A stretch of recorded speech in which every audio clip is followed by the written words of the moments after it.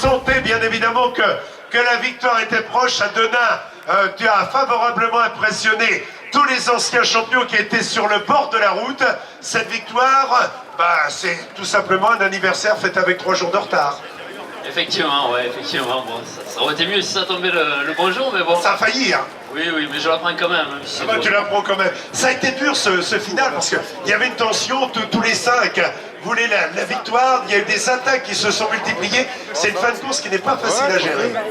Effectivement, il n'y a pas une grosse trêve pour faire la différence. Voilà, même le passage à Kevin dans le final, c'est pas hyper technique. Donc c'est vrai que chacun attaquait à son tour et c'était difficile de faire les écarts. Il y avait 2 Bretons motivés, l'équipe Bretagne séchée avec Pierre-Luc Perrichon et avec Benoît Jarrier qui avait déjà terminé 2e et 5e. C'est de là que tu sentais le danger ou quel était celui que tu redoutais le plus? Ouais, j'avais peur plus de Jimmy Goulevin, mais après voilà, les Bretons, je savais qu'ils étaient très motivés, et puis bon, ils avaient aussi la chance d'être 2 sur 5, c'est vrai que bon, c'est quand même une bonne option, donc ils pouvaient se permettre de pointer un petit peu, de nous contrer dès qu'on attaquait. Voilà, le compteur est débloqué, maintenant les prochains rendez-vous. Tour de Romandie et Tour d'Italie. Tour de Romandie et Tour d'Italie où il a déjà fait 13e. On le rappellera, et voilà Jean-Paul Melouette. Qu'est-ce que tu lui remets là, Jean-Paul?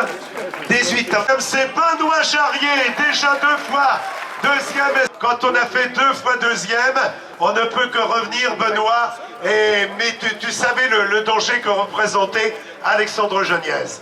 Oui, bien sûr, on sait que depuis 15 jours, 3 semaines, il remarche vraiment très fort. Donc là, ça s'est joué un peu à l'état de fraîcheur sur le sprint. On va accueillir le 3e, Florian Sénéchal, 21 ans, le coureur nordiste, meilleur français, malheureux aujourd'hui, il n'est qu'à voir le cuissard pour s'en rendre compte. Allez, on applaudit, vous êtes batté sur les routes de Paris-Roubaix, aujourd'hui sur les routes du Trombre-Léon, et il reçoit le trophée avec le parrain, donc Stéphane Roche. Voilà, applaudissements donc à ceux qui font le Trombre-Léon. Voilà, Benoît Jarrier le vainqueur, le 2e, Alexandre Geniez le vainqueur, le 3e, Florian Sénéchal. Voilà la mascotte, voilà.